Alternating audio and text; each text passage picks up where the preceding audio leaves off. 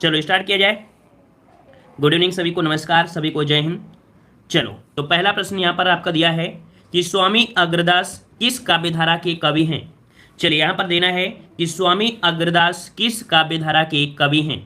पहले का जवाब काफी लोगों का आ चुका है, यहाँ पर कह रहे हैं ऑप्शन आपका सी बनेगा। अच्छी बात है कि आपका जवाब यहाँ पर सी आ रहा है, तो बिल्कुल सही जवाब है कि स्वामी अग्रदास किस काव्यधारा के हैं। तो आपके ऑप्शन सी बनेगा, राम भक्ति काव्यधारा के हैं। किसके हैं? तो आपके राम भक्ति शाखा के आपके प्रमुख कवि आपके हैं। ठीक है, और इनमें से देखा जाए तो आपके रामानंद नाम सुना होगा, रामानंद, तुलसीदास, नाभादास, ठीक है, और आपके केशव दास, ये प्रमुख रूप से देखा जाए तो राम भक्ति शाखा के अंतर्गत आपके देखने को मिलता है। ठीक है, चलिए आते हैं अगले प्रश्न को। प्रश्न आपसे अगला पूछा गया है, यहाँ पर आपसे कह रहा है कौन सा क्वेश्चन, कह रहा है राम भक्ति शाखा में रसकोपासना का समावेश किसने किया है।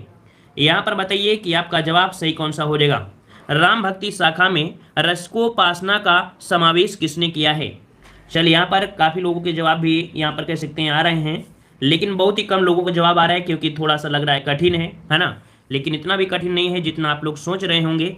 चलिए यहाँ पर टू का ऑप्शन कौन सा हो जाएगा, बी नंबर आपका हो जाएगा अग्रदास है। ठीक है, कौन आपके हैं? अग्रदास। अभी अभी हमने आपको बताया था कि राम भक्ति शाखा में कौन, तो आपके देखो यहाँ पर दिया रसिकोपासना का समावेश किसने किया है, तो आपके अग्रदास ने किया। किसने? आपके अग्रदास ने किया है। ठीक है, इन्होंने क्या किया है, पदावली और ध्यान मंजरी। किसमें? आपके पदावली, अभी आपको मिलेगा पदावली, और आपका एक और आपका है ध्यान मंजरी। ठीक है, ध्यान मंजरी। तो यहाँ पर ध्यान मंजरी, इनमें से कह सकते हैं कि सीता और राम का वर्णन, मतलब सौंदर्य का वर्णन इन्होंने किया है। ठीक है, आते हैं अगले प्रश्न को। प्रश्न आपसे अगला पूछा गया है, यहाँ पर आपसे दिया गया है कि गोस्वामी जी के पिता का नाम क्या था। गोस्वामी जी के पिता का नाम क्या था, यहाँ पर देना है। सही जवाब कौन सा हो जाएगा। चलिए यहाँ पर थ्री का ऑप्शन आपका बने कौन सा, तो गोस्वामी जी के पिताजी का नाम पूछा है और इनके पिताजी का नाम था आत्माराम। ठीक है, क्या नाम था? यहाँ पर ऑप्शन राइट आपका हो जाएगा बी नंबर, आत्माराम दुबे था, है ना, आत्माराम दुबे थे। अच्छा ये बताइए कि गोस्वामी तुलसीदास की जो आपकी कह सकते हैं माता था, माता का नाम, तो उनकी माता का नाम हुलसी था, है ना, यहाँ पर देख सकते हैं हुलसी। तो आपके महात्मा आत्माराम दुबे और आपका हुलसी, दोनों को आपको याद रखना है। ठीक है, अच्छा पालन पोषण किसने किया था, इनका पालन पोषण किसने किया था, तो आपने सुना होगा कि नरिहर दास ने, है ना, पालन पोषण किया था, बाबा नरिहर दास ने किया था। ठीक है, चलिए आते हैं अगले प्रश्न को। प्रश्न आपसे अगला पूछा गया है, यहाँ पर आपसे कह रहा है कि गोद लिए हुए हुलसी फिरे तुलसी सो सुत होए, यह पंक्ति इनमें से किस कवि की है। चलिए यहाँ पर देना है सही जवाब कौन सा हो जाएगा। गुड इवनिंग सभी को, गुड इवनिंग। चलिए यहाँ पर देना है, चलिए सब बातों में लगे हुए हैं, है ना, क्योंकि बातों से ही सब कुछ हो जाना है, बातों से ही कंपटीशन है और बातों से ही जॉब है, और बातें नहीं है तो दुनिया में कुछ नहीं है। इसलिए बातें सर्वोपरि है, शिक्षा बाद में होना चाहिए, है कि नहीं, शिक्षा बाद में होना चाहिए, बातें आपस में ज़्यादा जरूरी है, क्योंकि बातों से ही सब कुछ बनता है, बिना बातों के जीवन बेकार है। चलिए अच्छी बात है, फोकस करिए आप लोग बातों पर, पढ़ाई में जिनको करना है वो लोग बातों में पढ़ाई पर करिए। ठीक है, चलिए यहाँ पर देना है गोद लिए हुलसी फिरे तुलसी सो सुत होए, यह पंक्ति इनमें से किस कवि की है। फोर का ऑप्शन आपका बन जाएगा किसका, तो ये है आपके रहीम जी का। ठीक है, इसका राइट आंसर आपका बनेगा डी नंबर। ये जो आपकी पंक्ति है वो किसने कहा है, आपके रहीम दास ने कहा है, रहीम ने कहा है ना, ऑप्शन बनेगा यहाँ पर आपका डी नंबर आपका हो जाएगा। ठीक है ना, नहीं आता है तो थोड़ा ध्यान से देखिए, और जब ध्यान से देखोगे तभी तो आगे कुछ क्वेश्चन मिलेंगे, है कि नहीं, और जब आप पढ़ोगे नहीं तो क्या मतलब है ऐसे क्वेश्चन को। चलिए यहाँ पर देखो वही क्वेश्चन दिया गया है, यहाँ पर आपने अगले प्रश्न को प्रश्न से दिया है, तुलसी की भक्ति का स्वरूप क्या है। चलिए यहाँ पर देना है तुलसी का जो भक्ति का स्वरूप है वो कैसा है, दास से है, साख्य है, वात्सल है, या आपका मात्र है, कैसा है, यहाँ पर जवाब दीजिए जल्दी से, क्या बनेगा यहाँ पर। चलिए तो यहाँ पर आपका 6 का ऑप्शन बनेगा, यहाँ पर दास भाव। कैसा है, तुलसी की भक्ति का जो स्वरूप है वो कैसा है, दास भाव से ओतप्रोत है। ठीक है, यही कारण है कि तुलसी राम के प्रमुख विनम्र आपके माने जाते हैं, है ना, बोला था ना तुलसी राम के सम्मुख आपके विनम्र रहे हैं, तो ऑप्शन यहाँ पर आपका ए हो जाएगा दास से। ठीक है, आते हैं अगले प्रश्न को। प्रश्न आपसे अगला पूछा गया है, यहाँ पर आपसे कह रहा है अवधी भाषा के सर्वाधिक लोकप्रिय महाकाव्य का नाम क्या है। अवधी भाषा के सर्वाधिक लोकप्रिय महाकाव्य का नाम पूछा है। चलिए 7 नंबर का आपको जवाब देना है। चलिए नोटिफिकेशन आज नहीं गया है, इस कारण से काफ़ी लोग यहाँ पर जुड़े नहीं हैं, नोटिफिकेशन ना जुड़े जाने के कारण काफ़ी लोग यहाँ पर नहीं जुड़े हैं। चलिए यहाँ पर देना है सही जवाब कौन सा हो जाएगा। 7 का ऑप्शन यहाँ पर डी नंबर आ रहा है, अच्छी बात है कि आपका जवाब डी आ रहा है, बिल्कुल सही जवाब है। यहाँ पर ऑप्शन डी हो जाएगा कि अवधी भाषा का सर्वाधिक लोकप्रिय महाकाव्य कौन है, तो आपका रामचरितमानस है, जो कि आपसे बता दें कि आपके किस भाषा में है, तो आपकी अवधी भाषा में। कैसी है, अवधी भाषा का सर्वाधिक लोकप्रिय आपका है ना, राम कथा पर आधारित है, जिसकी देखा जाए कि रचना काशी में, चित्रकूट में, अयोध्या में हुई है। अगर क्वेश्चन ये पूछे कि रामचरितमानस की जो आपकी रचना हुई है कहाँ पर हुई है, तो आपके चित्रकूट में भी हुई है, काशी में भी हुई है और अयोध्या में हुई है। ठीक है ना, तो इस प्रकार से याद रखिएगा। लगभग देखा जाए तुलसीदास ने, किसने, तो आपके तुलसीदास ने इसे 2 वर्ष, ठीक है, ये भी याद रखना, 2 वर्ष 7 माह, ठीक है, 7 माह और आपके 26 दिन में इसे पूरा किया है। कितना, 2 वर्ष 11 माह 26 दिन में इन्होंने पूरा किया है, जो कि काशी, चित्रकूट और अयोध्या में इसे पूर्ण किया गया है। 2 वर्ष 7 माह और आपके 26 दिन में। ठीक है ना, याद रहेगा। चौपाई और आपकी दोहा शैली का प्रयोग इसमें आपका हुआ है। 7 कांड है, ये आप सभी लोग जानते हैं। अगला प्रश्न आपसे पूछा गया है, यहाँ पर आपसे कह रहा है रामचरितमानस किस भाषा में लिखी गई रचना है। चलिए यहाँ पर देना है 9 का जवाब सही कौन सा हो जाएगा। रामचरितमानस किस भाषा में लिखी गई है, अब इस प्रश्न को जवाब दीजिए, सही जवाब कौन सा हो जाएगा। यहाँ पर जवाब आ रहा है सी नंबर। अच्छी बात है कि आप लोग सही देंगे, अब कोई दिक्कत नहीं है, अब सभी क्वेश्चन का जवाब आप लोग सही देंगे। ठीक है, चलिए ऑप्शन आपका सी हो गया है, बहुत ही अच्छी बात है। आते हैं अगले प्रश्न को, प्रश्न आपसे अगला पूछा गया है। यहाँ पर क्या राम कथा पर आधारित तुलसीदास ने महाकाव्य का नाम बताइए। राम कथा पर आधारित तुलसीदास के महाकाव्य का नाम क्या है। 12 नंबर का जवाब देना है और यहाँ पर कुछ क्वेश्चन आपके रिपीटेड हैं, इस कारण से आपके वो क्वेश्चन लिए गए हैं जो आपके पूछे जा रहे हैं। ठीक है ना, चलिए यहाँ पर आपका 12 का ऑप्शन आ चुका है, कह रहे हैं राम कथा पर तुलसीदास के महाकाव्य का नाम कौन है। 12 का ऑप्शन आपका बी हो जाएगा, कोई दिक्कत नहीं है, वही क्वेश्चन है रामचरितमानस। ठीक है, अगला प्रश्न आपसे पूछा गया है, जो कि यहाँ पर आपसे कह रहा है गोस्वामी तुलसीदास ने रामचरितमानस की रचना किस संवत में की थी। चलिए बताइए कि इसकी जो रचना की है वो किस संवत में की है। तो देखो यहाँ पर संवत की बात किया है, तो संवत अगर आपको याद है तो आप बताइएगा, नहीं तो इस भी बता सकते हैं। ठीक है, संवत की बात करें तो संवत कितना है, तो यहाँ पर आपका है कितना, तो आपका 1631 संवत को इसकी रचना की थी। अगर हम आपसे बोलें कि ईस्वी की बात करें, ईस्वी है आपका कितना है, तो 1574, कितना, 1574 है। अब यहाँ पर ये 1574 क्या है आपका, ईस्वी है। ठीक है, ये क्या है आपका, ईस्वी है ना। कभी कभी क्वेश्चन ये पूछ लेता है कि आपके संवत और ईस्वी में फर्क क्या होता है।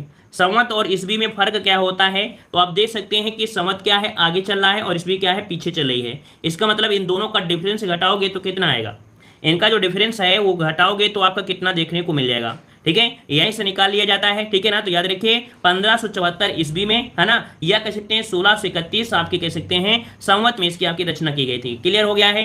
चलिए आते हैं अगले प्रश्न को, प्रश्न आपसे अगला पूछा गया है। यहाँ पर दिया गया है रामचरितमानस में कितने कांड अर्थात सोपान है। चलिए बताइए रामचरितमानस में कितने कांड या सोपान है। हमने बताया था ये कांड को हम लोग सोपान भी कहते हैं, है ना, जो कि यहाँ पर देख सकते हैं आपके कितने क्वेश्चन आपकी वीडियो एग्जाम में पूछा भी गया है, जो कि ऑप्शन यहाँ पर आपका हो जाएगा डी नंबर, आपके 7 कांड है। ठीक है, सरल है, इजी भी है, कोई दिक्कत नहीं है। आगे बढ़ते हैं, प्रश्न आपसे अगला पूछा गया है और देखो ये क्वेश्चन आपको इतना सरल है लेकिन बहुत बार पूछा गया है। सुंदर कांड में प्रमुख पात्र कौन सा है। अगर आपने अखंड रामायण पढ़ा होगा तो सुंदर कांड को जरूर जानते होंगे, और सुंदर कांड में जो सबसे ज्यादा फोकस हुआ है वो किसका हुआ है, यहाँ पर दीजिए।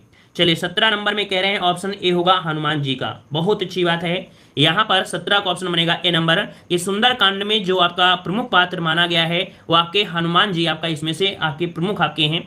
और इस कांड में आपने सुना होगा कि लंका गमन से लेकर आगमन तक विविध वर्णन आपको देखने को मिलता है सुंदर कांड में, है ना। जब से ये लंका गए थे और लंका से वापस तक आए थे, पूरा वर्णन आपको यहीं पर देखने को मिल जाता है। ठीक है ना, सभी को जय बजरंगबली। चलिए अगला प्रश्न आते हैं, प्रश्न आपसे अगला पूछा गया है। यहाँ पर कह रहा है रामचरितमानस में विभत्स रस का प्रयोग किन कांडों में मिलता है। चलिए यहाँ पर बताइए कि रामचरितमानस में विभत्स का रस, जो विभत्स रस है, इसका प्रयोग जो मिलता है वो किन कांडों में मिलता है। जितने भी क्वेश्चन बन सकते हैं रामचरितमानस से आज क्वेश्चन देखने को मिल जाएंगे।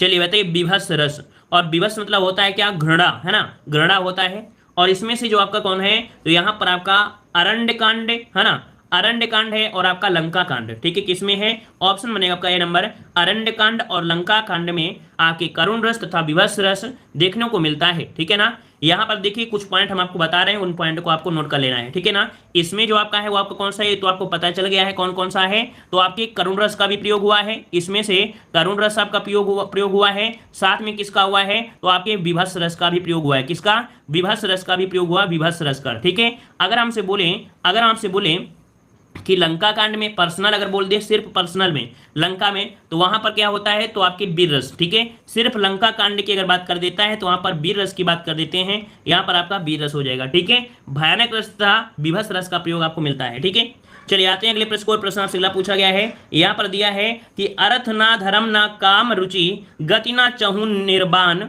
जन्म जन्म रति राम पद, यह वरदान न आन। ये पंक्ति है और इस पंक्ति में बोला गया है कि ये जो पंक्ति है वो किसकी है, ये पंक्ति किसकी है, भरत की है या सबरी की है या सुग्रीव की है या हनुमान की है। इस पंक्ति का अगर अर्थ समझ जाएंगे तो हो सकता है कि आपको समझ में आ जाए। मतलब इस पंक्ति के माध्यम से कहा गया है कि यहाँ पर कि मुझे ना अर्थ की इच्छा है, ना ही धर्म की, ना काम की और ना मोक्ष की चाहता हूँ।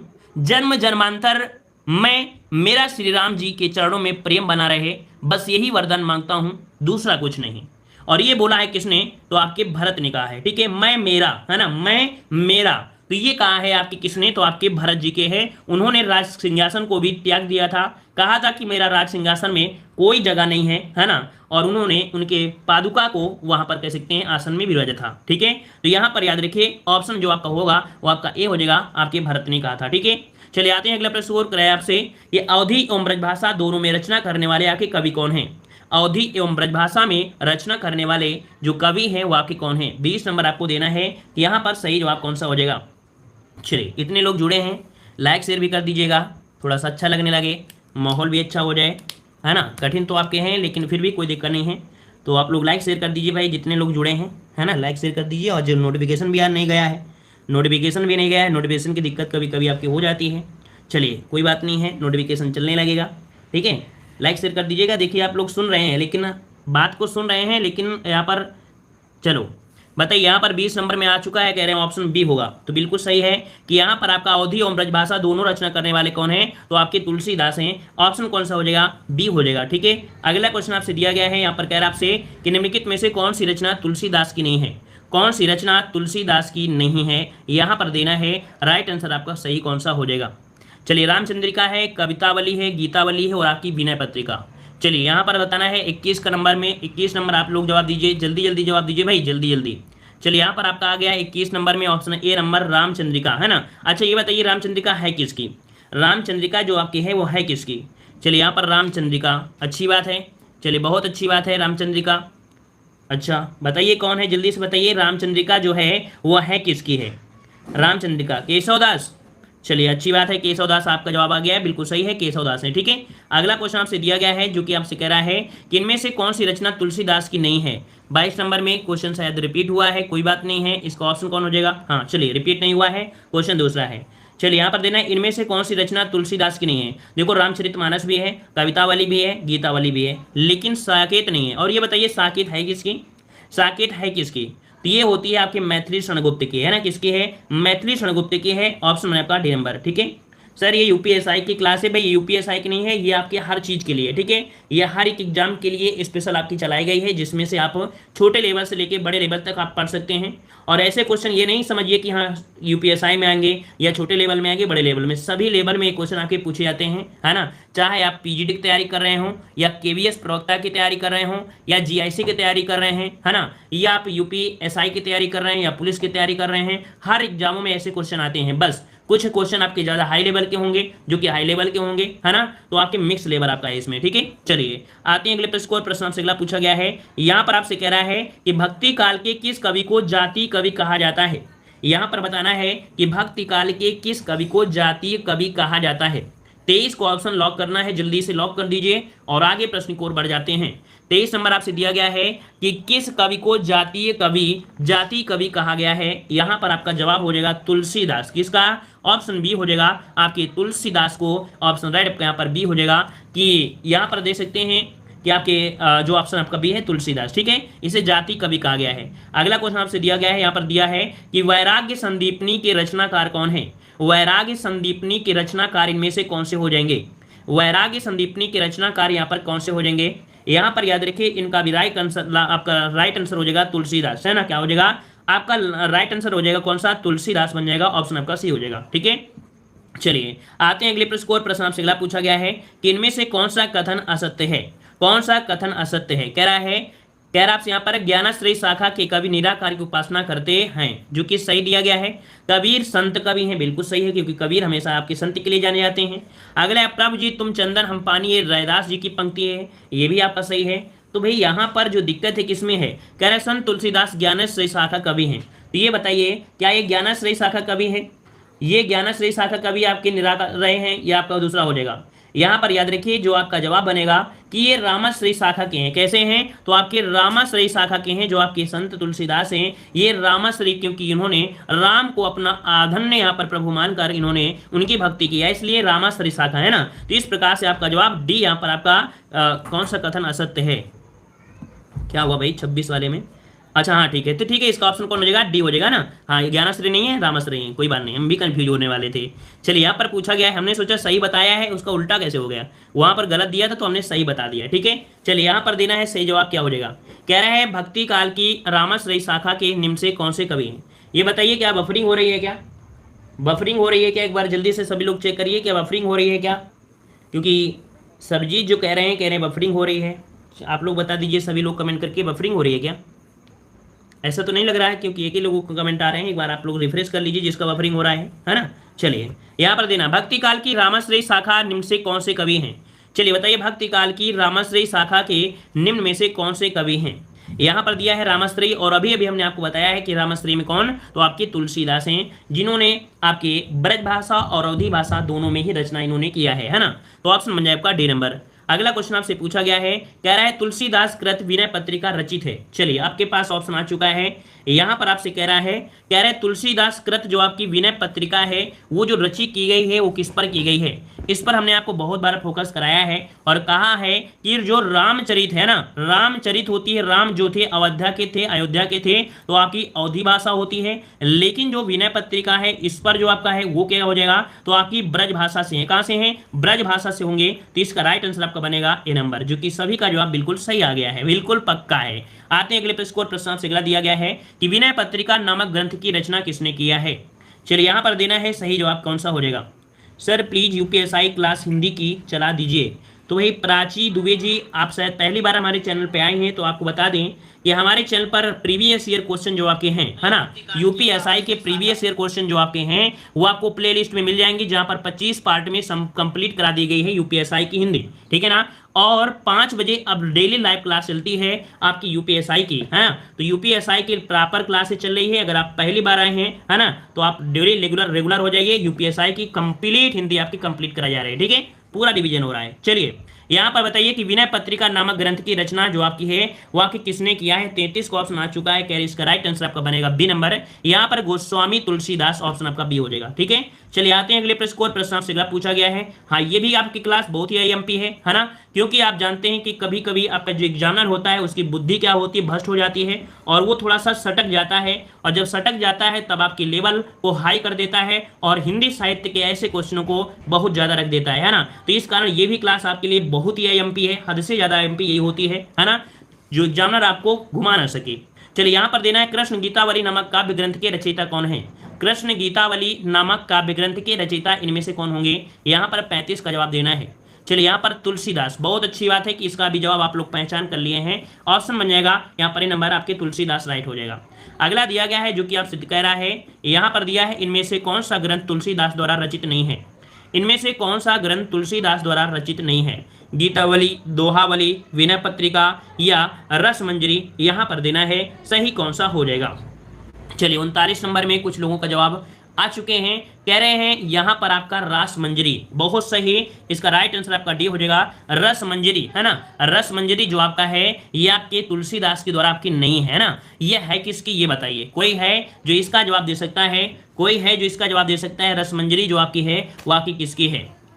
चलिए यहाँ पर देना है, नहीं है। चलिए हमें आपको बता देते हैं, ये जो आपकी रचना है आपके नंददास की है। किसकी है? आपके नंददास की है। याद रखिएगा, नोट करिएगा कि जो आपकी रसमंजरी है वो नंददास की रचना है। और याद रखिए ये नायिका भेद की पुस्तक है, मतलब कह सकते हैं रसमंजरी के आधार पर रचित आपकी है अनुभत्त की। ठीक है, चलिए आते हैं अगले प्रश्न आपसे अगला पूछा गया है, यहाँ पर देना है सही जवाब कौन सा हो जाएगा।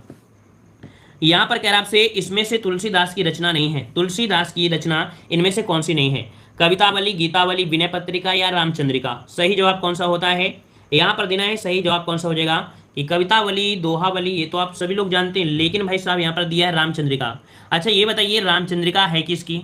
रामचंद्रिका किसकी है ये जवाब दीजिए, है ना। रामचंद्रिका दीजिए। किसी दिन ऐसा भी टेस्ट होगा है ना, जहां पर आपको क्या होगा कि हम सिर्फ क्वेश्चन बताएंगे, आंसर आप लोग बताएंगे, है ना। अभी हम आपको यहाँ पर डायरेक्ट यहाँ पर क्वेश्चन के साथ ऑब्जेक्टिव रख रहे हैं, लेकिन किसी दिन क्वेश्चन ऐसा करेंगे, ऐसे क्वेश्चन करेंगे जो कि यहाँ पर कह सकते हैं क्या होगा कि आप सिर्फ हम क्वेश्चन पूछेंगे और आप आंसर देंगे, ठीक है। चलिए यहाँ पर देना है जो आपका रामचंद्रिका केशवदास की है ना, रिपीटेड क्वेश्चन है। चलिए आते हैं अगले प्रश्न को, वन लाइनर क्वेश्चन सर, बिल्कुल सही है। वन लाइनर की हम 400 क्वेश्चन की सीरीज बना के रख लिए हैं, है ना। वन लाइनर की 400 क्वेश्चन की सीरीज बनकर कंप्लीट हो गई है। बस यहाँ पर समझो कि बस किसी न किसी दिन उतारना है उस सीरीज को, ठीक है। 400 क्वेश्चन होंगे। चलिए यहाँ पर देना है अगले प्रश्न को, कह रहा आपसे यहाँ पर कि तुलसीदास जी ने भी भ्रमर गीत परंपरा के अंतर्गत भ्रमर गीत की रचना की है जो कि संकलित है। चलिए तुलसीदास जी ने भी भ्रमर गीत, देखो यहां पर दिया है तुलसीदास जी ने भी भ्रमर गीत परंपरा के अंतर्गत भ्रमर गीत की रचना की है जो कि संकलित है। आपने देखा है कि उद्धव ने, है ना, उद्धव ने यहां पर उद्धव प्रसंग में आपको भ्रमर गीत मिलता है, लेकिन यहां पर तुलसीदास जी ने भी किया है ना। और ये जो भ्रमर गीत का वर्णन किया है इन्होंने किसमें किया है ये पूछा है, तो ये किया है कृष्ण गीतावली में, क्योंकि कृष्ण से संबंधित है तो भाई कृष्ण गीतावली में होगा, है ना। तो यहाँ पर कौन सा हो जाएगा, ऑप्शन आपका बी हो जाएगा। सर जी संडे को करा दीजिएगा। चलिए हम संडे को ऐसा क्या करेंगे कि संडे को ऐसे क्वेश्चन करेंगे, है ना। संडे को वन लाइनर क्वेश्चन आपका करा देंगे तो आपका हो जाएगा, है ना। मैराथन क्लास हम संडे करा देंगे तो उसमें आपका कंप्लीट हो जाएगा। जैसे संडे स्पेशल हमेशा हर क्लास होती है, तो इसको भी संडे स्पेशल एक अच्छी क्लास बना देंगे, है ना, इसको भी स्पेशल क्लास कर देंगे। चलिए भक्ति काल के किस कवि ने संस्कृत को छोड़ भी क्या कह रहा है, भक्ति काल के किस कवि ने संस्कृत को छोड़कर भी संस्कृत की शास्त्रीय परंपरा का निर्वहन किया है। मतलब इन्होंने संस्कृत को छोड़ा है लेकिन उसकी जो सांस्कृतिक परंपरागत है उसका निर्वहन इसमें से देखने को मिलता है। और ये है आपके तुलसीदास, कौन है, ऑप्शन सी तुलसीदास ही हो जाएंगे। ऑप्शन बन जाएगा यहाँ पर आपका सी नंबर। क्लियर हो गया होगा, ये भी पॉइंट है ना। चलिए जो लोग अभी अभी जुड़े हैं तो वीडियो को लाइक शेयर जरूर करिएगा, क्योंकि काफ़ी लोग यहाँ पर नेट क्या है ना कि नोटिफिकेशन नहीं गया था, तो हो सकता है कि आप लोग नोटिफिकेशन की वजह से यहाँ पर आप लेट में आ रहे होंगे, है ना। तो शाम को यहाँ पर डेली क्लास होती है तो आप लोग टाइम के अनुसार जल्द से आ जाया करिए, ठीक है। चलिए गीतावली जो आपकी है, गीतावली ये आपके कह सकते हैं किस प्रकार का काव्य है। गीतावली जो काव्य है वो किस प्रकार का काव्य है, मुक्तक काव्य है, आतुंक काव्य है या प्रबंध काव्य है, इनमें से कोई नहीं। तो कुछ ना कुछ तो होगा, है ना। डी नंबर तो आपका हो नहीं सकता है, इसमें कुछ ना कुछ तो आपको देखने को मिलेगा ही। मतलब याद रखिएगा ये जो आपका है ऑप्शन ए हो जाएगा, मुक्तक काव्य है। गीतावली कैसा है, मुक्तक काव्य है, ऑप्शन बन जाएगा ए नंबर। क्लियर है ना। किसके द्वारा है, तो आपके कह सकते हैं गोस्वामी तुलसीदास के द्वारा आपका रचित है, ठीक है ना। तो आपका जवाब हो जाएगा। चलिए आते हैं अगले प्रश्न को। हाँ एक पॉइंट याद रखिएगा, अभी हमने एक पॉइंट बताया, आप समझिएगा।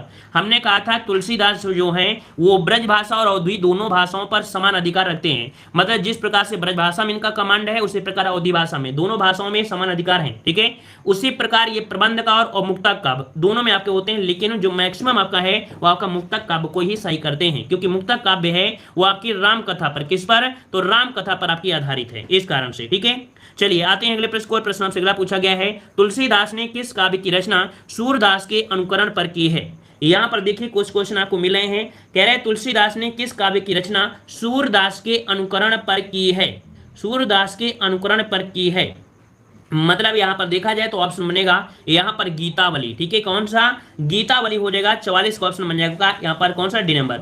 यहां पर याद रखिए रामचंद्र शुक्ल, रामचंद्र शुक्ल का नाम सुना होगा कि आचार्य रामचंद्र शुक्ल ने हिंदी साहित्य का इतिहास में लिखा है कि गीतावली की रचना गोस्वामी तुलसीदास ने सूर्यदास के अनुकरण पर की है, उनके अनुकरण पर किया है। अगर ये क्वेश्चन पूछे किसके अनुसार, ये किसने कहा है, तो आचार्य रामचंद्र शुक्ल ने आपके हिंदी साहित्य में ये शब्द लिखा है डायरेक्ट, ठीक है ना। कि जिस प्रकार से बाल लीला के कई पद ज्यों के त्यों मिलते हैं सूरदास, सूरसागर से मिलते हैं, क्योंकि जो सूरदास थे, सूरदास ने सूरसागर में कृष्ण के बाल लीला का वर्णन किया है, उसी प्रकार इन्होंने राम श्याम, है ना, दोनों में एक समान अंतर समझकर इन्होंने किया है। दोनों ही पॉइंट आपको याद रखना है। चलिए आते हैं अगले प्रश्न को। प्रश्न आपसे अगला है कि रामचरितमानस का ज्ञान दीपक प्रसंग किस कांड में वर्णित है। ये भी नया क्वेश्चन आपको दिया है कि रामचरितमानस का ज्ञान दीपक प्रसंग किस कांड में देखने को मिलता है। ज्ञान दीपक प्रसंग किस कांड में वर्णित है, ये है आपके उत्तरकांड में। किसमें है, इसका राइट आंसर आपका हो जाएगा ए नंबर, उत्तरकांड में है। कि गोस्वामी तुलसीदास जी ने उत्तरकांड में श्री राम वशिष्ठ संवाद को नारद जी का अयोध्या आकर रामचंद्र की स्तुति करना। मतलब कह सकते हैं कि उत्तरकांड में क्या हुआ था कि नारद जी आए थे अयोध्या में और रामचंद्र की स्तुति मतलब प्रशंसा किया था, ठीक है ना। और यहीं पर शिव पार्वती संवाद को गरुण मोह के साथ यहां पर किया है, ठीक है। कई बातें आपकी हैं इस वाले में, तो आपका जवाब ए हो जाएगा, ठीक है। आते हैं अगले प्रश्न को। प्रश्न से अगला पूछा गया है, हाँ अब क्वेश्चन आपके आ चुके हैं, कह रहा आपसे कि कृष्ण भक्ति काव्य, ठीक है, चलिए, तो यहां पर देखो आपका दिया गया है कौन सा, सूरदास के विषय में कौन सा कथन गलत है, यहां पर देना है सही जवाब। सूरदास के विषय में कौन सा कथन गलत है, तो पहला पॉइंट दिया है कि सूरदास को सभी विद्वान जन्मांध मानते हैं, मतलब कहा जाता है कि सूरदास जन्म से ही अंधे थे, है ना, कुछ लोग कह रहा है यहाँ पर, लेकिन यहाँ पर भाई पूछा है सभी, है ना, सभी लगा दिया है, पहला दिया है तो आपका सभी दिया है, तो भाई यहीं से गलती हो गया, क्यों, क्योंकि कुछ लोग ही इनको जन्मांध मानते हैं, जैसे कि आपके कौन है, तो आपके हरिराय, है ना, और आपके गोकुलनाथ, इनके आधार पर कहा गया सूरदास जो अंधे हैं वो जन्म के आधार पर है, ठीक है ना।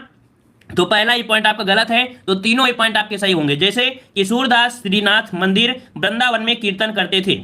तीसरा पॉइंट है सूरदास बल्लभाचार्य के शिष्य थे, है ना, क्वेश्चन यहां पर देखो क्या मिला कि सूरदास बल्लभाचार्य के शिष्य थे, मतलब ये हुआ कि सूरदास के गुरु कौन है, तो आपके बल्लभाचार्य, ठीक है ना। तीसरा दिया है प्रभु हो सब पतितन को राजा, पर निंदा मुख पूरी रहो जग, यह निशान निजवाता, है ना, ये सूरदास के। तो तीनों पॉइंट याद रखिएगा, क्योंकि इन तीनों पॉइंट से ही क्वेश्चन आपके बनने वाले हैं अभी, ठीक है। चलिए अगला प्रश्न आपसे दिया गया है, यहां पर आपसे कह रहा है कि सूरदास किस काल के कवि हैं। चलिए जवाब दीजिए फटाफट, पहला प्रश्न आप लोगों ने अच्छा दिया था जवाब, अब दूसरे प्रश्न का जवाब देना है, यहां पर सही कौन सा हो जाएगा।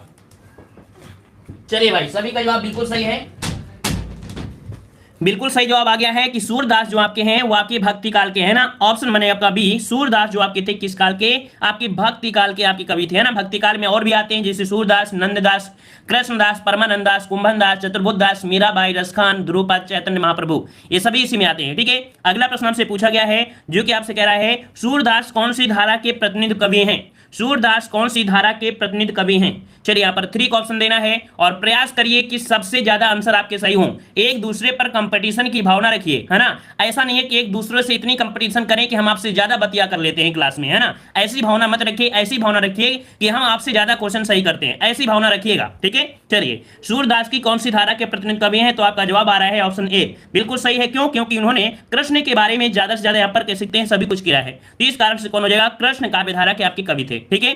चलिए आते हैं अगले प्रश्न आपसे अगला पूछा गया है, कह रहा आपसे यहाँ पर कि सूरदास ने किस कृति को नहीं लिखा है। चलिए बताइए सूरदास ने किस कृति को नहीं लिखा है, सुर सारावली, दोहावली, साहित्य लहरी या सूर सागर। 4 का जवाब देना है और 4 का ऑप्शन कौन सा सही हो जाएगा। चलिए यहाँ पर आ गया है ऑप्शन आपका आ रहा है बी नंबर, बिल्कुल सही है। अच्छा ये बताइए कि दोहावली है किसकी, जल्दी से बताइए दोहावली है किसकी। अगर आप लोग जवाब दे रहे हो दोहावली तो जल्दी से बताइए कि दोहावली है किसकी, ये बता दीजिए जल्दी से मारिए। बहुत अच्छे, वेरी गुड, यहाँ पर जवाब आ रहा है तुलसी, बिल्कुल सही है।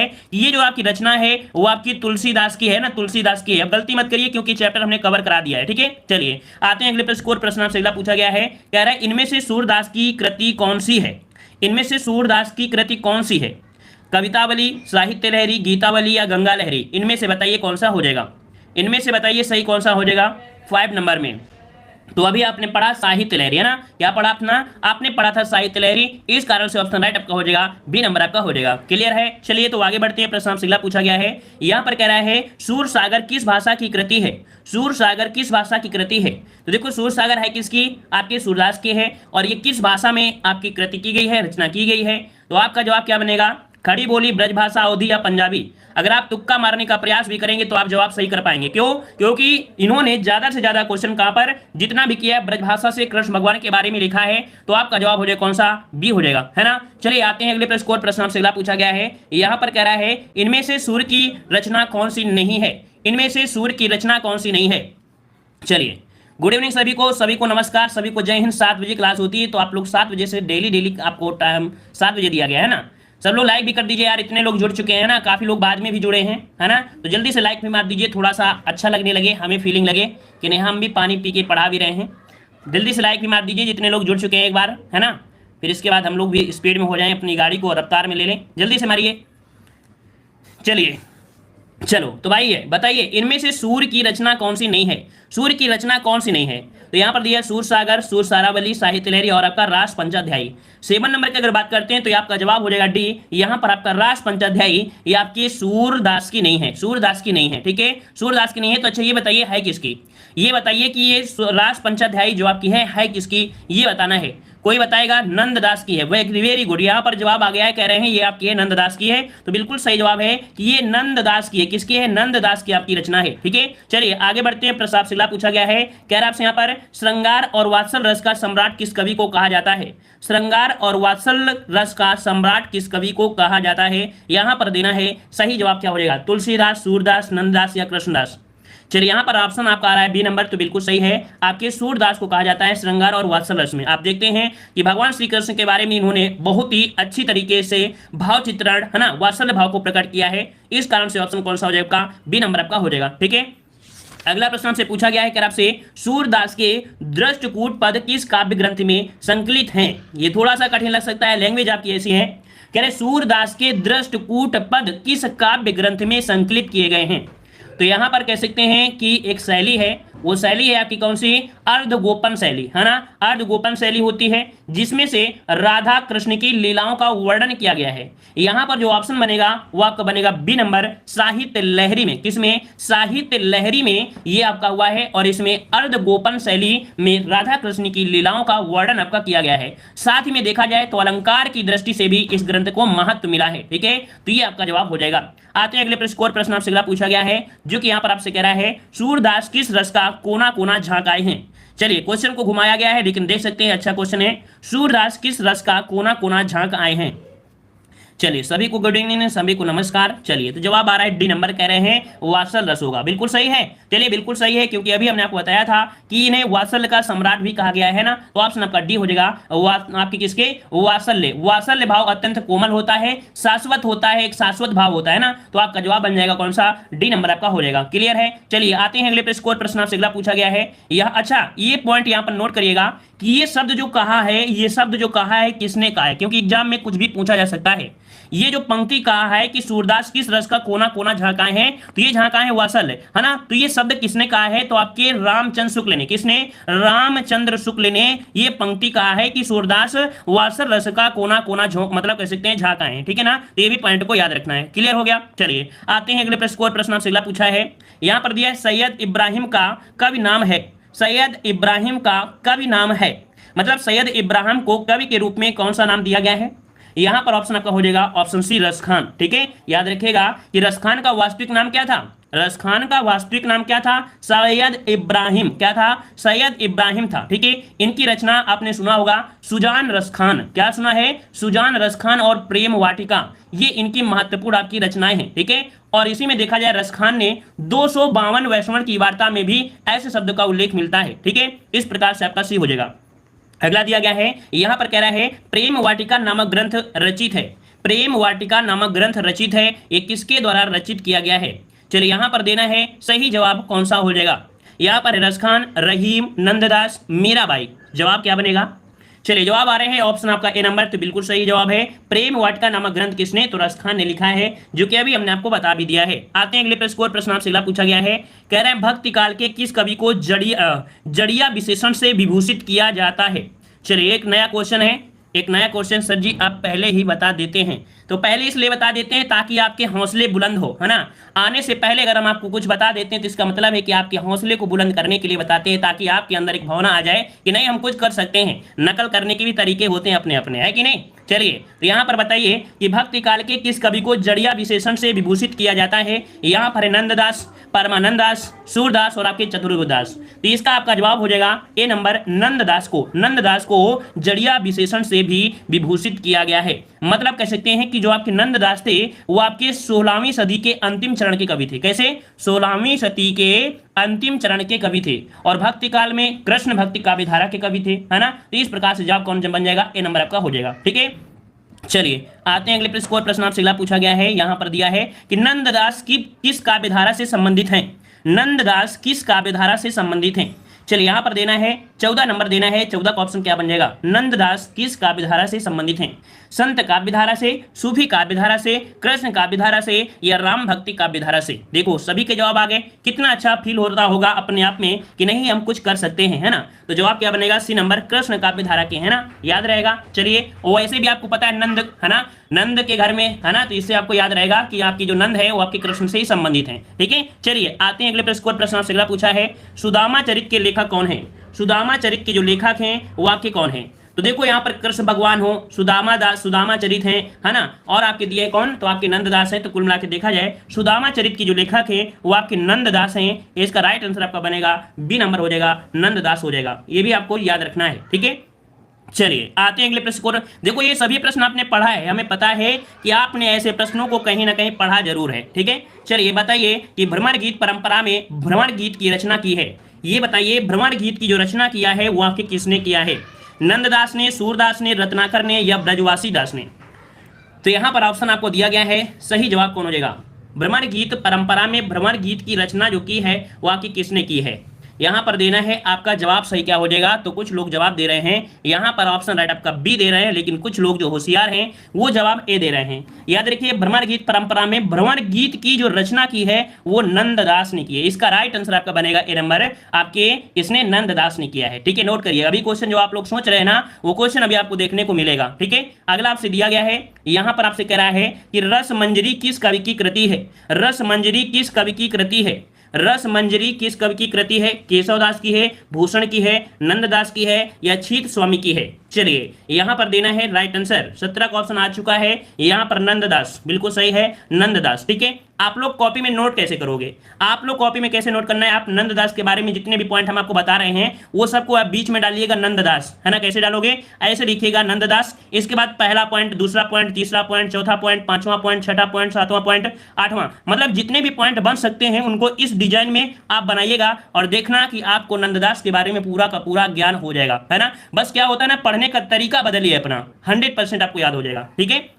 चलिए आते हैं अगले प्रश्न को। प्रश्न आपसे अगला पूछा गया है, कह रहा है रास पंचाध्यायी के लेखक कौन है, रास पंचाध्यायी के लेखक कौन है। अभी देखो हमने इसी प्रश्न को बताया है, अभी इसी प्रश्न को बताया है कि रास पंचाध्यायी के जो लेखक हैं वो आपके कौन है। जवाब यहाँ पर आ रहे हैं, ऑप्शन आ रहा है नंददास, सूरदास, रहीमदास और आपके कबीरदास। चलिए यहाँ पर देना है राइट आंसर, यहां पर दे रहे हैं 18 का ए नंबर। बहुत अच्छे, प्रयास आपका अच्छा रहा है, लेकिन याद रखिएगा कि इसका जो आंसर बनेगा वो बनेगा ए नंबर और आपका सी नंबर।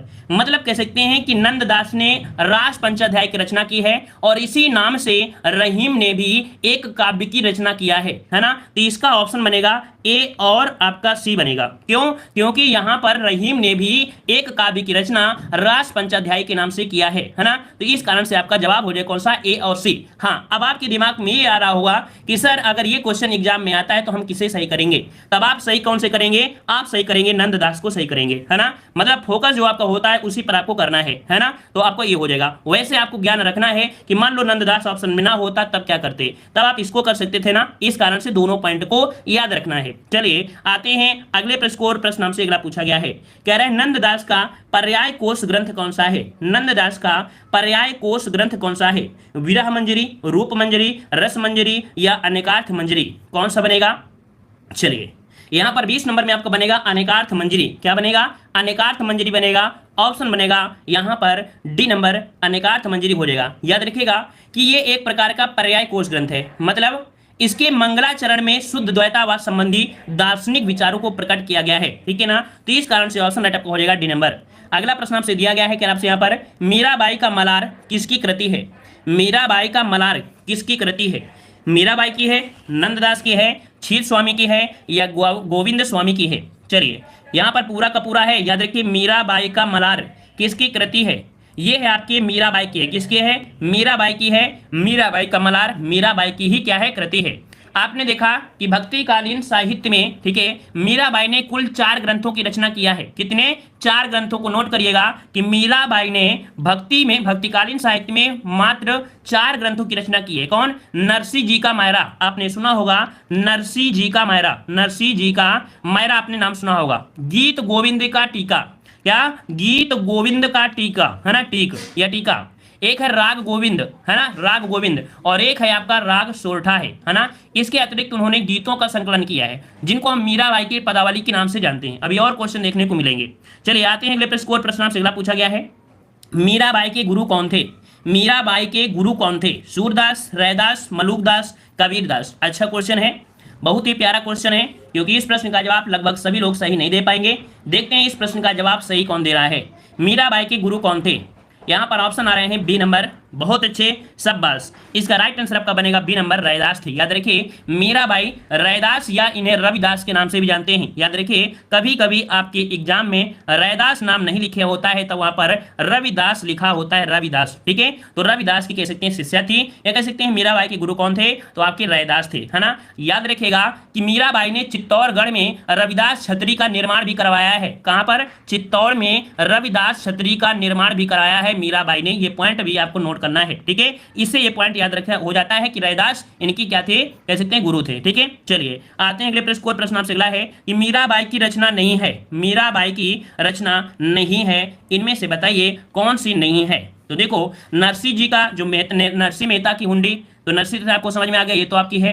रुक्मणी मंगल और नरसिंह जी का मायरा भी आपका है। यहां पर देखो प्रेम वाटिका, प्रेम वाटिका मीराबाई की रचना नहीं है। अच्छा ये बताइए है किसकी प्रेम वाटिका। अभी हमने आपको बताया कि प्रेम वाटिका जो है वो है किसकी, रस खान की है, रसों के खान रस खान, है ना। तो रस खान की है, तो इससे आपका जवाब हो जाएगा ए नंबर आपका हो जाएगा, है ना। और रुक्मणी मंगल मीराबाई की रचना है और इसी नाम से कई लेखक ने रचना किया है। नरसिंह मेहता की हुंडी तथा नरसिंह जी का मायरा भी किसका है, मीराबाई की ही है। ठीक है, चलिए आगे बढ़ते हैं। प्रश्न आपसे अगला पूछा गया है, कह रहा है रामचंद्र शुक्ल के अनुसार आदि गुरु ग्रंथ साहिब में रैदास के कितने पद ग्रंथ संग्रहित हैं। देखो कह रहा है रामचंद्र शुक्ल के अनुसार आदि गुरु ग्रंथ साहिब में रैदास के कितने पद संग्रहित हैं, कितने पद संग्रहित है। तो याद रखिएगा कि यहां पर ऑप्शन बनेगा कड्डी 40, कितने 40 पद आपके संग्रहित किए गए हैं। ठीक है 40, ठीक है। अच्छा अगर हम बात करते हैं रैदास से, तो रैदास के क्वेश्चन काफी बन रहे हैं। रैदास का जो जन्म हुआ था ये आपके काशी में हुआ था। कहां पर हुआ था, काशी में, क्योंकि यहीं से अभी क्वेश्चन देखने को मिलेगा। रैदास का जन्म काशी में हुआ था। कब हुआ था, तो 1388 ईस्वी में इनका जन्म हुआ था। ठीक है ना। ये जो आपके रैदास मतलब होता है चमार, है ना। रैदास मतलब होता है चमार। तो याद रखिए चमार जात में क्या हुए थे, ये आपके जन्मे हुए थे, है ना। तो इस प्रकार से 2-3 क्वेश्चन आपके यहाँ पर बन जाते हैं। ठीक है, चलिए हाँ रैदास के गुरु आपके रामानंद। ठीक है, चलिए आते हैं अगले प्रश्न को। प्रश्न आपसे अगला पूछा गया है, कह रहा है इनमें से पुष्टमार्गी कवि कौन है।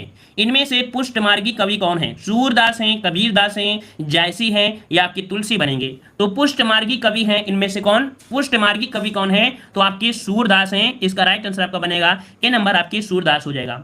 आपने देखा होगा कि बल्लभाचार्य ने ब्रजमंडल में आपकी कृष्ण भक्ति को प्रतिष्ठित किया था, है ना। उन्हीं का दर्शन पाकर इन्होंने यहाँ पर अपना ध्यान भटका दिया था, मतलब कह सकते हैं उसकी तरफ आपके पहुंच गए थे। तो यहाँ पर जवाब कौन हो जाएगा, ऑप्शन बन जाएगा ए नंबर आपका हो जाएगा। ये पुष्टमार्गी कवि कहा जाता है, ऐसा इसलिए क्योंकि अष्टछाप कवियों में भी इनका स्थान सर्वोपर है। किसमें, अष्टछाप कवियों में सूरदास भी आपके शामिल है। ठीक है, अभी क्वेश्चन ढेरों मिलेंगे अष्टछाप से। ठीक है, चलिए पुष्टमार्ग का प्रवर्तन किसने किया था। चलिए 26 नंबर दीजिए, 26 नंबर दीजिए कि पुष्ट मार्ग का प्रवर्तन किसने किया था। पुष्ट मार्ग का प्रवर्तन किसने किया, तो आपके सूर्य के गुरु आपके बल्लभाचार्य, है ना। उन्हीं के कह सकते हैं संपर्क में जैसे ही आए तो उन्होंने किया ना। अभी मैंने बताया कि बल्लभाचार्य ने ब्रजमंडल की जिस कृष्ण भक्ति को प्रतिष्ठित किया था उन्हीं का दार्शनिक आधार मानकर, है ना। तो आपका जवाब क्या बनेगा, 26 का ऑप्शन बन जाएगा बी नंबर, आपके बल्लभाचार्य हैं। पुष्ट मार्ग का प्रवर्तन किसने किया, बल्लभाचार्य ने किया था, याद रखिए। ठीक है, और आते हैं अगले प्रश्न को। प्रश्न आपसे अगला पूछा गया है, यहां पर आपसे कह रहा है बल्लभाचार्य ने जिस कृष्ण भक्ति को प्रतिष्ठित किया था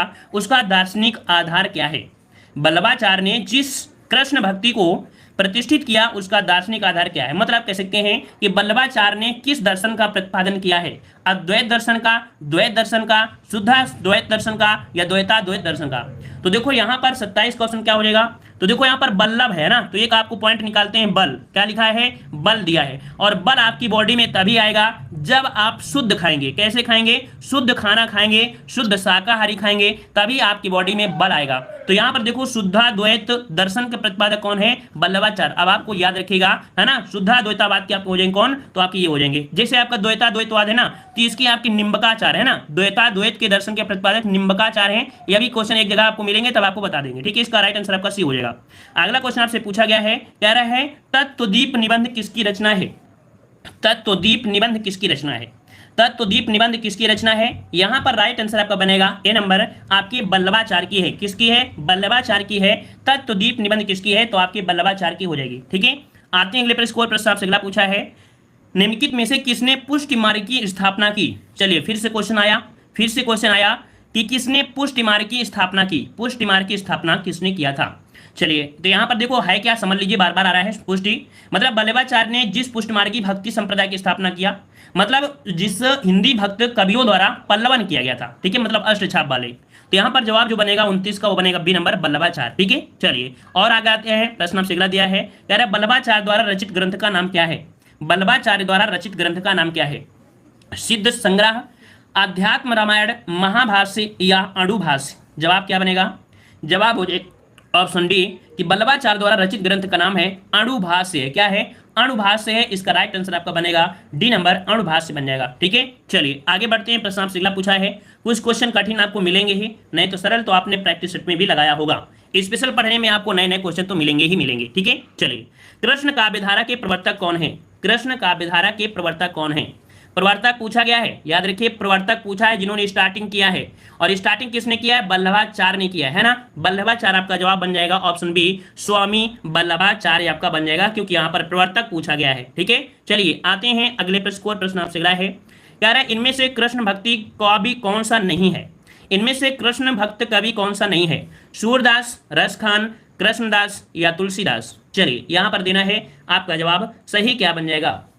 चलिए यहाँ पर भी जवाब आ चुके हैं, शाबाश, वेरी गुड, मतलब आपने पिछली क्लास को अच्छी तरीके से आपने पढ़ा है, यही कारण है कि आपका जवाब यहाँ पर डी आ रहा है, तुलसीदास। तुलसीदास जो आपके हैं वो आपके किसके, तो आपके राम है ना, किसके, राम भक्त कवि हैं आपके तुलसीदास। इन्होंने राम के बारे में अच्छी तरीके से वर्णन किया है। ठीक है, चलिए आते हैं अगले प्रश्न को। प्रश्न आपसे अगला पूछा गया है, कह रहा है रुद्र संप्रदाय की स्थापना किसने की थी। रुद्र संप्रदाय की स्थापना किसने किया था। चलिए रुद्र संप्रदाय पूछा गया है, तो नया क्वेश्चन है, इसे नोट करिएगा, इसे नोट करिएगा। एक थोड़ा सा आपको बता दें, रुद्र मतलब विष्णु होता है, विष्णु होता है। यहाँ पर ऑप्शन आपका सी हो जाएगा, विष्णु स्वामी। ठीक है, याद रखिए रुद्र संप्रदाय की स्थापना किसने किया था, तो आपके विष्णु स्वामी ने की थी, है ना। देखा जाए वास्तव में रुद्र संप्रदाय वल्लभाचार्य के द्वारा ही प्रवर्तित किया गया था, है ना। तो इसका जो जवाब बनेगा वो कौन सा बनेगा, ऑप्शन आपका सी हो जाएगा। ठीक है, चलिए आते हैं। अच्छा, अगर यहाँ पर वल्लभाचार्य होता तो हम उन्हीं को ही मानते। क्यों, क्योंकि रुद्र संप्रदाय का जो वास्तविक माना जाता है वल्लभाचार्य को ही मानते हैं। ठीक है ना, तो यहाँ पर ऑप्शन आपका यहाँ पर सी हो जाएगा। अगला क्वेश्चन आपका दिया गया है, यहाँ पर आपसे कह रहा है कौन सा, कह रहा है राधा वल्लभ संप्रदाय का संबंध प्रवर्तन किसने किया था। राधा वल्लभ संप्रदाय का प्रवर्तन किसने किया, राधा वल्लभ दिया गया है। चलिए यहाँ पर दीजिए सही जवाब कौन सा हो जाएगा। चलिए यहाँ पर आपका जवाब आ गया है 35 नंबर में, ऑप्शन सी। ये थे हित हरिवंश। किसने किया था, हित हरिवंश ने राधा वल्लभ संप्रदाय का प्रवर्तन किया था। इन्होंने कृष्ण की वंशी का अवतार कहा है ना, क्या कहा है, इन्होंने कृष्ण की वंशी का अवतार कहा जाता है। किन्हें, तो आपके हित हरिवंश को, इनको कहा जाता है कि ये आपके कृष्ण की वंशी का अवतार है। ठीक है ना, तो ये भी पॉइंट याद रख लीजिएगा, आपके लिए नया क्वेश्चन हो जाएगा। ये राधा को स्वतंत्र अधिनात्री देवी मानते हैं। ठीक है ना, तो इसका जवाब बन जाएगा सी नंबर। चलिए आते हैं अगले प्रश्न को। प्रश्न आपसे अगला पूछा है, यहाँ पर आपसे कह रहा है कि कृष्ण के साथ राधा की महानता संप्रदाय की विशेषता है। कृष्ण के साथ राधा की महानता किस संप्रदाय की विशेषता है, ये है आपके सनकादि। किसे, सनकादि संप्रदाय। यहाँ पर ऑप्शन जो भरा जाएगा वो भरा जाएगा डी, कि कृष्ण के साथ राधा की महानता सनकादि संप्रदाय की विशेषता है। थोड़ा सा अजीब सा लगा होगा कि क्वेश्चन कैसा है, तो देखो कि निम्बकार संप्रदाय कृष्ण भक्ति से संबंध रखने वाले हैं, जो कि ब्रजमंडल का प्रमुख वैष्णव संप्रदाय है। ठीक है ना, तो इसका राइट आंसर आपका बनेगा डी नंबर। ठीक है, मतलब इनका जो उपदेश मिलता है वो सनकादि में ही मिलता है, इस कारण से। आते हैं अगले प्रश्न को। प्रश्न आपसे अगला है, एक दो क्वेश्चन आपको मिलेंगे अजीब गरीब तो क्या हो, है ना। चलिए बताइए, निम्नलिखित में से कौन कृष्ण भक्ति का संप्रदाय नहीं है। निम्नलिखित में से कौन श्री कृष्ण भक्ति का संप्रदाय नहीं है। श्री वल्लभ संप्रदाय, हरिदासी संप्रदाय, तत्सुखी संप्रदाय, गौड़ी संप्रदाय।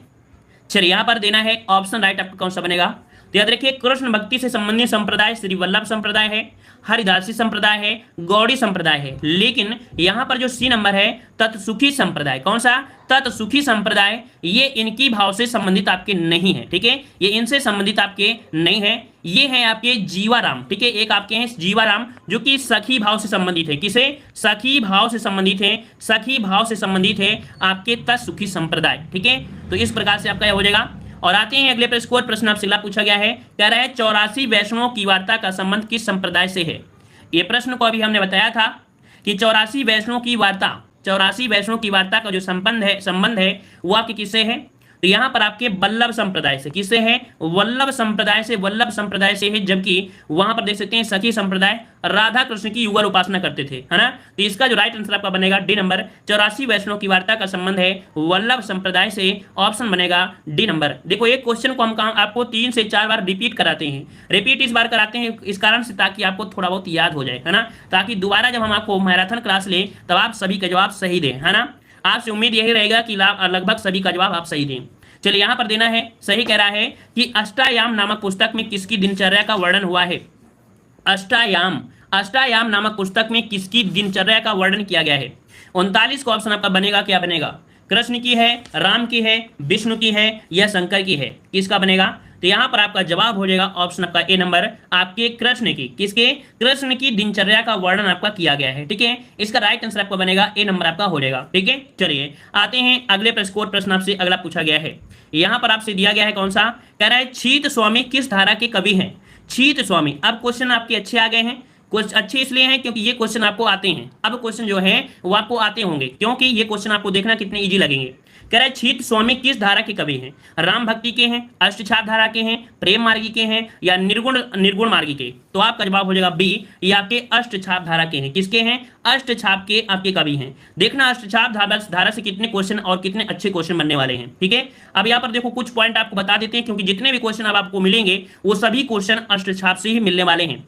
तो पहले पॉइंट ये आती है कि अष्टछाप की स्थापना कब हुई थी? तो आपके 1565 ईस्वी में गोस्वामी विट्ठल नाथ ने की थी। किसने? गोस्वामी विट्ठल नाथ ने किया था 1565 में। अष्टछाप में कवियों की संख्या कितनी है? तो आपकी 8 है, ठीक है ना। अब यहां से देखो महत्वपूर्ण आपके क्या है, ये 8 भक्त कवियों में वल्लभाचार्य के 4 शिष्य। कितने? वल्लभाचार्य के 4 शिष्य। कौन? सूरदास, कुंभनदास, परमानंद दास और आपके कृष्णदास। ये सभी जो 4 शिष्य रहे हैं वो किसके हैं? वल्लभाचार्य के शिष्य रहे हैं। फिर आपके देख सकते हैं गोस्वामी विट्ठल दास के 4 शिष्य। कौन? गोविंद स्वामी, नंददास, छीत स्वामी और आपके चतुर्भुज दास। ये आपके रहे किसके? विट्ठल नाथ के आपके 4 शिष्य रहे, ठीक है ना। दोनों पॉइंट यहां पर नोट करिए क्योंकि यही से क्वेश्चन आपके बनेंगे पूरे के पूरे, ठीक है।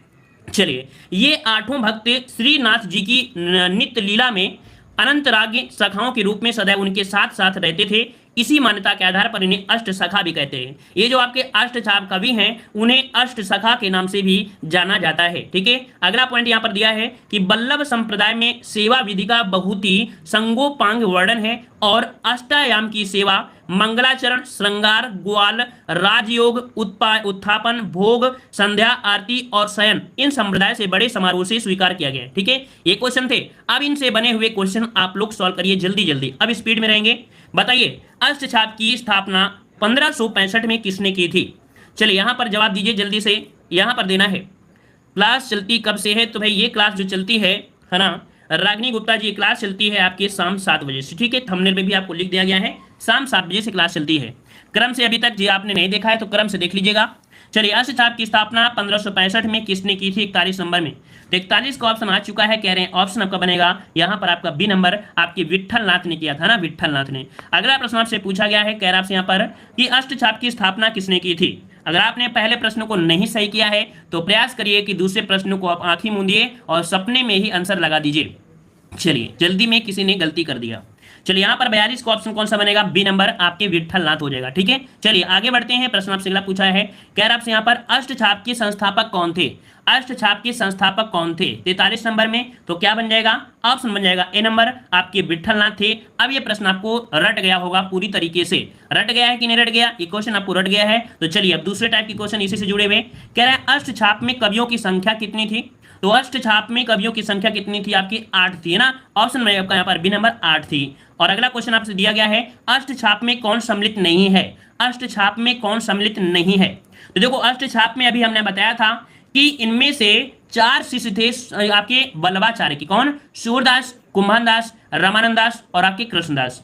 और 4 शिष्य थे विट्ठलनाथ के। कौन? गोविंद स्वामी, नंददास, छीत स्वामी और आपके चतुर्भुज दास। अब यहां पर देख सकते हैं कि कौन सा ऑप्शन आपका नहीं मिल रहा है, तो यहां पर आपका केशव दास नहीं मिला है, तो इस कारण से ऑप्शन बन जाएगा सी नंबर, ठीक है। आते हैं अगले प्रश्न आपसे अगला पूछा गया है, यहां पर कह रहा है इनमें से कौन अष्टछाप का कवि नहीं है? इनमें से कौन अष्टछाप का कवि नहीं है? कुंभनदास, सूरदास, हरिव्यास देश और आप देव और आपके चतुर्भुज दास। तो यहां पर भी आपको पता चल गया ये जो भाई साहब हैं स्ट्रा, ये भाई साहब इसमें से शामिल नहीं है, है ना, ये दोस्ती के लायक इसमें से नहीं थे, अदर दोस्ती आपकी थी।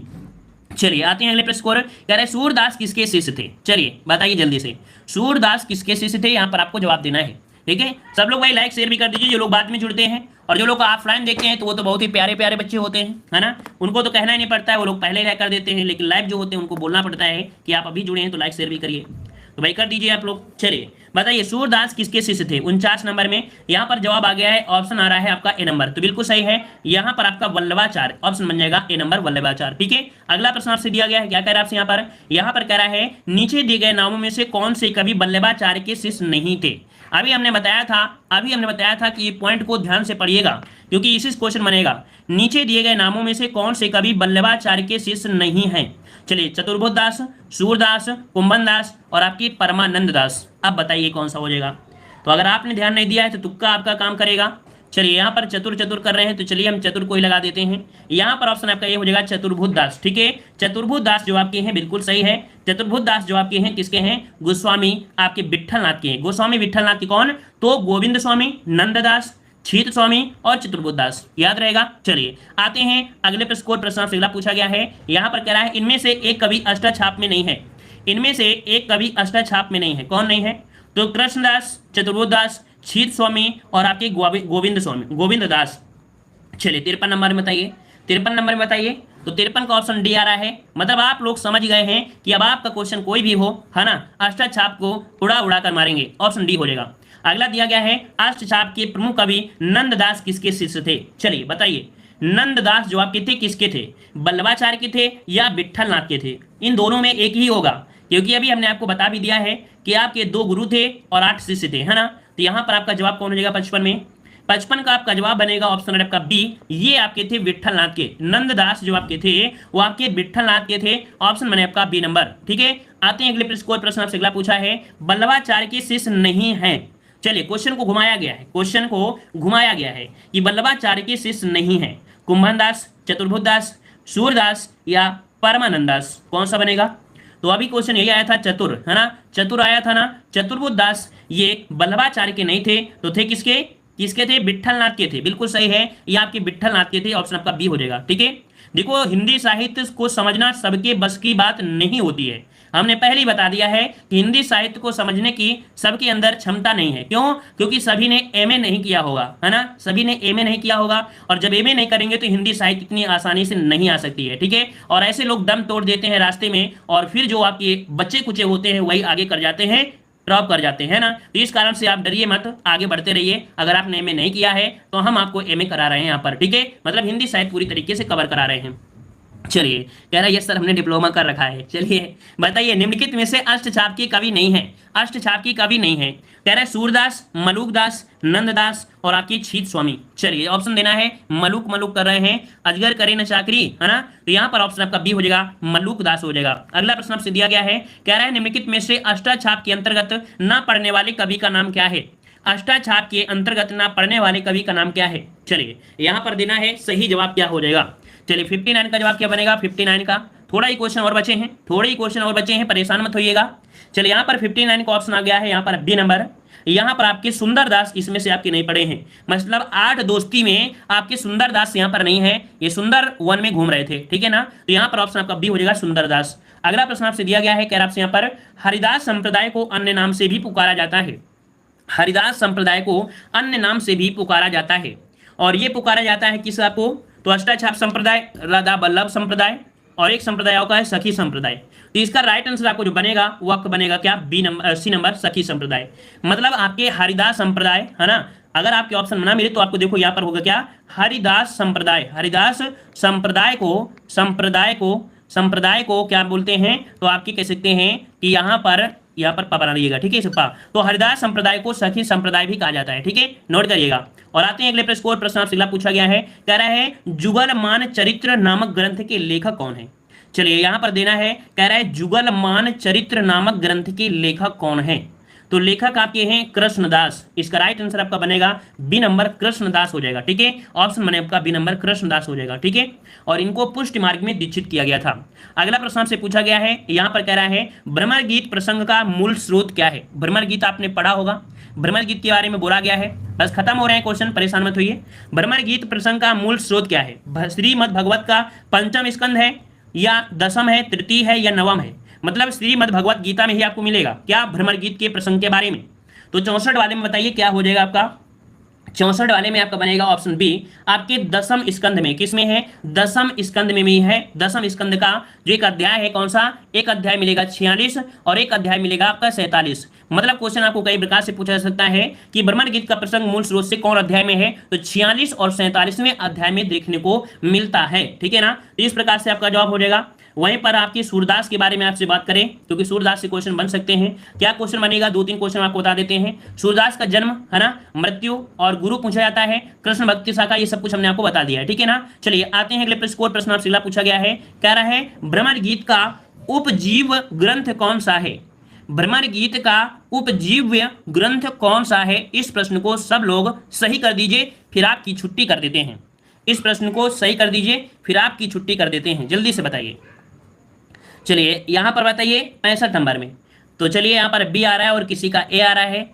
चलिए ए आ रहा है, बिल्कुल सही है, क्योंकि अभी हमने बताया था कि भ्रमर गीत में श्रीमद् भगवत गीता का दसम स्कंद है ना, दसम स्कंद में जो आपका 46वां और 47वां अध्याय है, वहां पर आपका इसका उत्पव बोला गया है। तो इसी प्रकार से आपका जवाब हो जाएगा ए नंबर श्रीमद् भगवत महापुराण, है ना, ऑप्शन बनेगा यहां पर ए नंबर आपका हो जाएगा। ठीक है, अब यहां पर देखो, अब आपका स्टार्ट हो गया क्या, रीत काल हो गया। क्या हो गया, रीत काल स्टार्ट हो गया है। तो आप लोग अगर अपने आप को सोचो कि हम सर से पहले जवाब दे, सर से पहले जवाब, तो इससे पहले आप लोग तैयार करके आया करिए, क्योंकि हम आपको बता देते हैं कि कल क्या पढ़ाना है आपको, है ना, कल क्या पढ़ना है हम आपको बता देते हैं। रीत काल के बारे में आपको पढ़ के आना है। ठीक है, अब यहां पर एक क्वेश्चन आपको होमवर्क के लिए दे रहे हैं, ताकि इसके बारे में आप समझ लीजिएगा। क्वेश्चन दिया है कि निम्नलिखित विकल्पों में से रीतकालीन कवि कौन है।